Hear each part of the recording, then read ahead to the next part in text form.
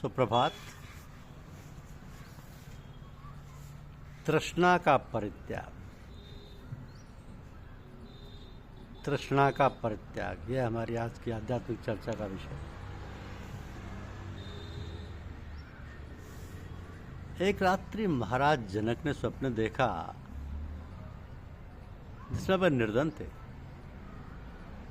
तथा उन्होंने भूख से व्याकुल होकर इधर उधर से मांगकर थोड़ा चावल इकट्ठे किए। जंगल में लकड़ियां इकट्ठी करके उन्हें जलाया और मिट्टी के टूटे फूटे बर्तन में चावलों को पकाने लगे। गीली लकड़ियों के कारण चावल पकने में थोड़ा समय लग रहा था। इधर महाराज का भूख से बुरा हाल था, अतः उन्होंने अधपके चावलों को पत्ते पर ठंडा करने के लिए फैला दिया। उन्होंने खाने के लिए एक गिलास उठाया कि कहीं से भागता हुआ एक सांड आया जिसने उनके अधपके चावलों को रौंदा और मिट्टी में मिला दिया। महाराज जनक अपनी अत्यंत दयनीय स्थिति पर फूट फूट कर रोने लगे और मूर्छित होकर धरती पर गिर पड़े। नींद खुली तो देखा कि वह अपने महल में सुकोमल सैया पर लेटे हुए। जनक जी के शरीर पर और मन की अत्यंत व्याकुल स्थिति थी। वे रात भर सो ना सके। एक ही प्रश्न उन्हें बेचैन कर रहा था कि स्वप्न सत्य था या वर्तमान सत्य है। अगले दिन राज दरबार में विद्वानों से पूछा किंतु सबके अपने अपने उत्तर थे। महाराज जनक को कोई संतुष्ट नहीं कर पाया। कुछ दिनों के बाद एक दिन महाराज जनक की सभा में 12 वर्ष के एक बालक ने प्रवेश किया जो 8 स्थानों से टेढ़े थे। उन्हें इस अवस्था में देखकर सभासद हंस पड़े। बालक ने चारों ओर दृष्टि डालकर विनम्रता से महाराज जनक की ओर मुड़कर कहा कि राजन, मैंने तो सुना था कि आपकी सभा में विद्वानों पंडितों की को ही स्थान प्राप्त है, लेकिन लगता है यह सभा तो चरमकारों की सभा है। मैं इसलिए कह रहा हूं कि चरमकार की दृष्टि चरम पर ही रहती है, उससे आगे की बात वो सोच भी नहीं सकता। इसी तरह सिर्फ बाहरी शरीर को देखने वाले सत्य चित्त आनंद स्वरूप आत्मा को कहां देख पाएंगे। राजन, मैं आपके प्रश्न का उत्तर देने आया था। आपके मन में उठ रही जिज्ञासा का समाधान करने आया था, किंतु लगता है कि आप लोगों के लिए बुद्धि विलास भी एक व्यसन है। महाराज जनक समझ गए कि यह बालक तत्वनिष्ठ है। उन्होंने कहा कि आप मेरी शंकाओं का निवारण कर सकते हैं। अष्टावक्र बोले, अवश्य।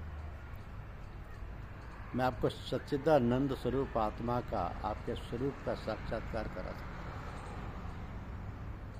जनक अष्टावक्र के चरणों में दंडवत प्रणाम करके जिज्ञासा भरी दृष्टि से उनकी ओर देखने लगे और बोले, मुझे क्या करना होगा?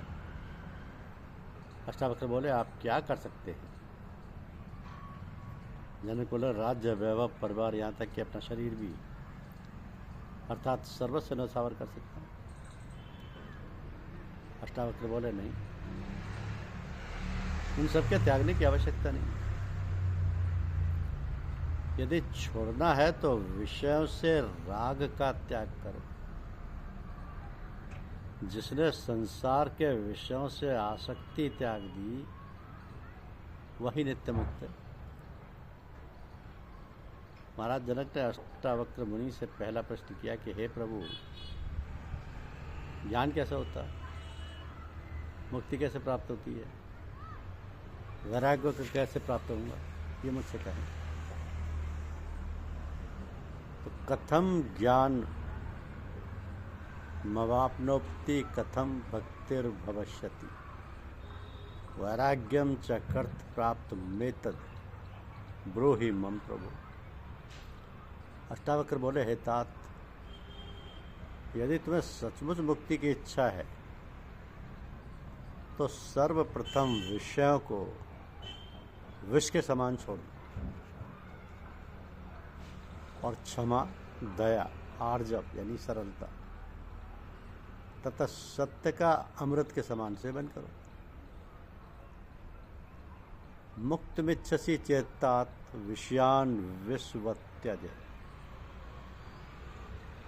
समार्ज वद या तो सत्यम पीयूष वद भजे। तो महर्षि ने राजा जनक को समझाया कि वासनाएं ही संसार हैं। ऐसा निश्चय करके उन सभी वासनाओं का त्याग करो। वासनाओं के त्याग से संसार का को जानो। वासनाओं के त्याग से संसार का त्याग होगा। जहाँ जहाँ तृष्णा है वही वही संसार को जानो। ये यथार्थ है। इसलिए परिपक्व दृढ़ वैराग्य का आश्रय लेकर सभी प्रकार की सभी विषयों की तृष्णा का परित्याग करके सुखी हो। धन्यवाद। YouTube चैनल का लाइक और सब्सक्राइब अवश्य कीजिए। शुक्रिया।